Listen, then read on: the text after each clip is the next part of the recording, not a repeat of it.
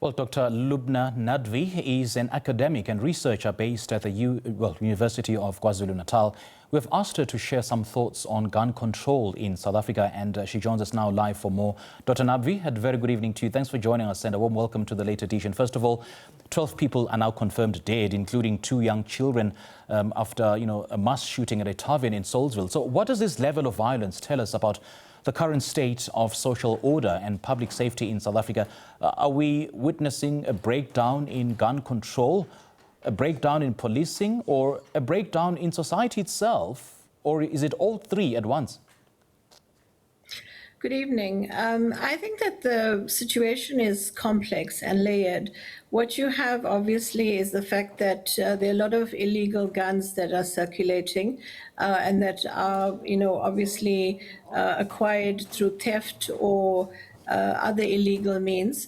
You then have the problem of substance abuse. And of course, the package that you just played, the officer was speaking about the closing down of illegal liquor establishments. So obviously there's a lot of abuse of liquor and drugs and all of that at these establishments. And then of course there is a breakdown in society and parenting and the way in which, for example, why were children victims of the situation? Why were they even near a tavern or anything of the sort? So the question that we have to ask ourselves is, what are we doing to manage all of these multiple issues? And in terms of gun control, we obviously have a serious problem. We have laws in place that ensure that you can't own a gun unless you get a license, that you are properly qualified to own a gun. So obviously all of these criminal activities and these shootings are happening because of guns that have been acquired illegally. And my concern really is the children.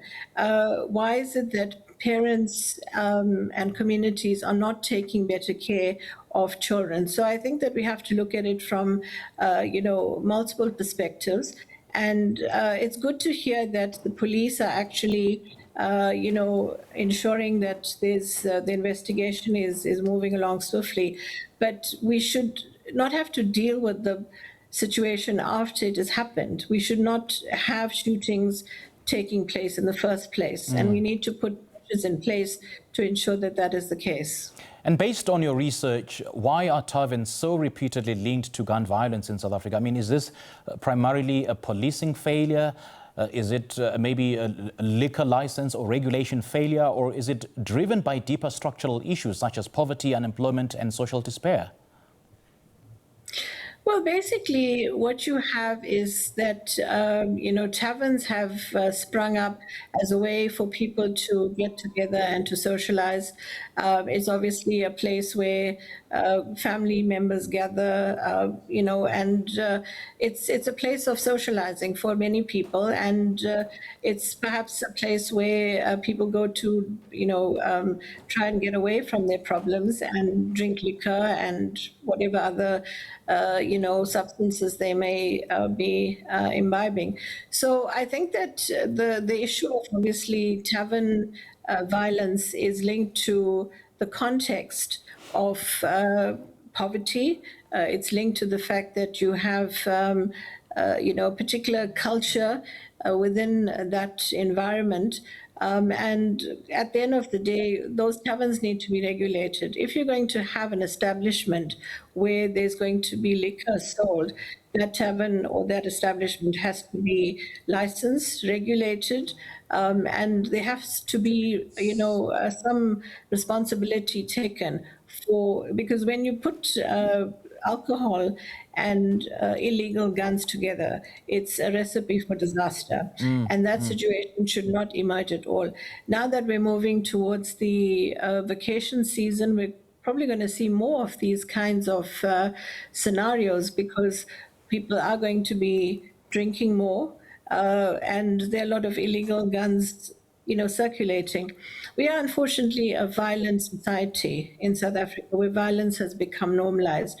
When people get into disagreements and they can't resolve their differences, they tend to just, pull out a gun or a knife or whatever weapon they may have at hand and attack the other person. So we have a serious crisis of managing violence in this country, and it results in these kinds of situations where mass Absolutely. shootings are happening. I mean, no doubt we have a very serious, crisis of managing crime in South Africa, and we need to point out that this issue is not just confined to, Tavern killings. We've also seen an uptick in gang-related violence in Worsbury, in Johannesburg, and in different townships in the Western Cape. And a case in point, perhaps, the Political Killings Task Team that are set up to investigate targeted assassinations. Do you believe a specialized firearms and violent crime task team could be an effective response to mass shootings? I think that the more sort of resources that are, brought to bear in terms of addressing specialized crimes or particular kinds of crimes is a good thing. But of course, everyone must be on board. You can't have a situation where, for example, with the Political Killings Task Team, it was disbanded, So if you're going to put a special firearms team to deal with those kinds of crimes together, it must be resourced, it must be approved at the highest levels, and it must, obviously be able to operate without any kinds of obstacles and issues. So I do think that a specialized, team of people, and not just necessarily police officers, but other experts should perhaps be part of it, because in order to resolve this kind of crime, we need a holistic approach. You need multiple experts or teams of experts that come together to deal with these situations.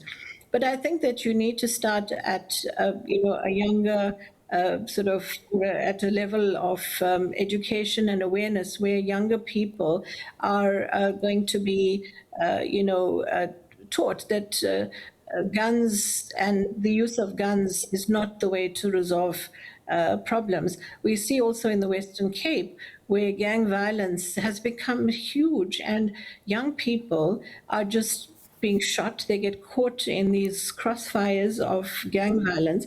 And a lot of these gang members are poor, unemployed. They have no other activity to occupy them. And when there's differences of opinion or there's conflict, they just pull out a gun and just shoot each other. That is not the way to deal with issues, but we need to deal with it holistically. We need to resolve poverty, we need to resolve unemployment, and we need to find opportunities for our young people so that they are more productively engaged and not just engaged in, crimes and gang violence.